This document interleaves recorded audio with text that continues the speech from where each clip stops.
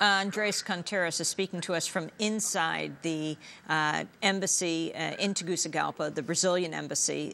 Roberto Micheletti says that he wants Brazil to hand over the ousted president. Andres, is there a response from Zelaya on that request? In terms of that request, no, there was no direct response.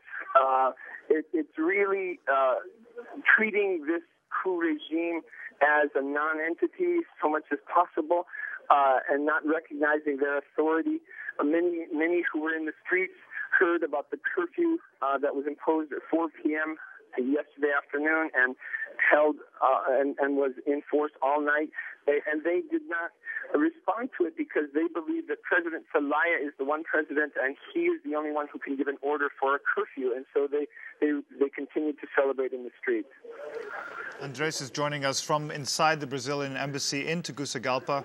We're also joined from Washington, D.C. by Mark Weisbrot. He's co-director of the Center for Economic and Policy Research and president of Just Foreign Policy. He's written extensively on the Honduran crisis and is a longtime analyst of Latin American affairs. Mark, could you explain the significance of Zelaya's return, particularly coming on the eve of the United Nations General Assembly? Yes, well, I think it will make a big difference. You know, there's been a big gap from the beginning since the coup on June 28th. There's been a big gap between the United States and the rest of the world on this situation. You know, the General Assembly of the United Nations, the Organization of the American States, the UNASUR, the Union of South American Nations, they all said right away that they wanted an immediate and unconditional return of the elected President Zelaya.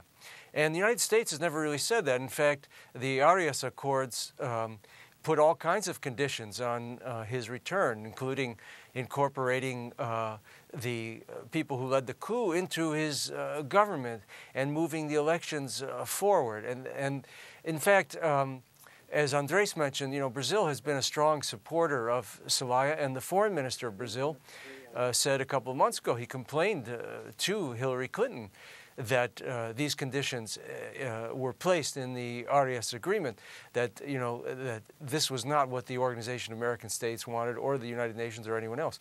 So he said this publicly.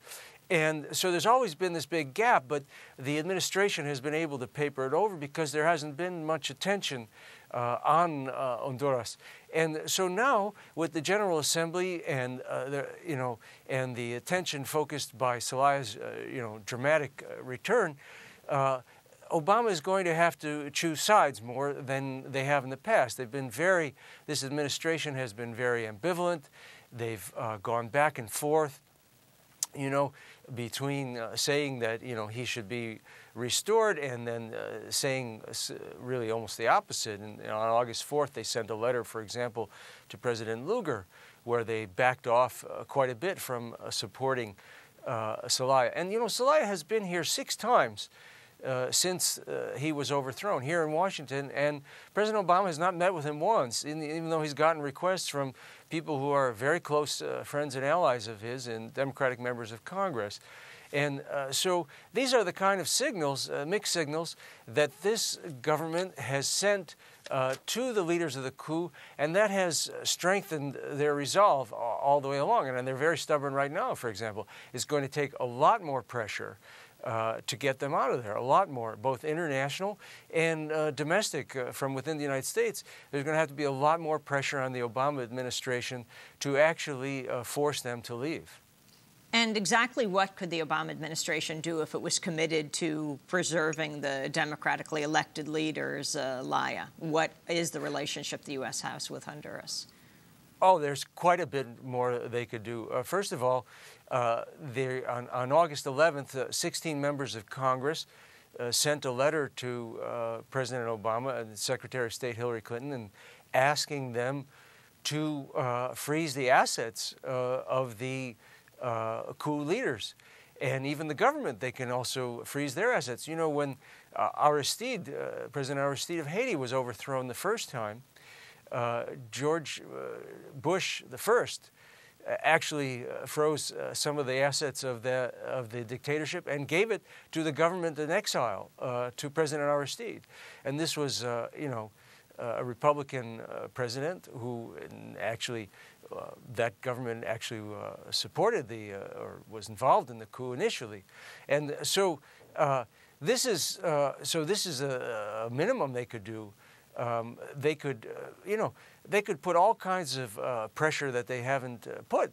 And again, you see our Secretary of State, she's trying to say, well, both sides should do this, both sides. She even said last night that she supported the curfew that this government has put, on people to prevent them from peacefully assembling. And so this is the kind of thing. And, there has not been one word from this administration about the massive human rights violations committed by this dictatorship, the thousands of arbitrary arrests and detentions, the beatings. People have been shot and actually killed at demonstrations. These human rights abuses have been denounced by Human Rights Watch, by Amnesty International, by the Inter-American Commission of Human Rights of the Organization of American States, by Honduran human rights groups, by Europe, and nothing has come out of this administration. I think that really says a lot. That tells you how much this government has not wanted to undermine the dictatorship in Honduras. That's what's going to have to change, and I think there's going to be more international pressure and hopefully domestic pressure as well to change that.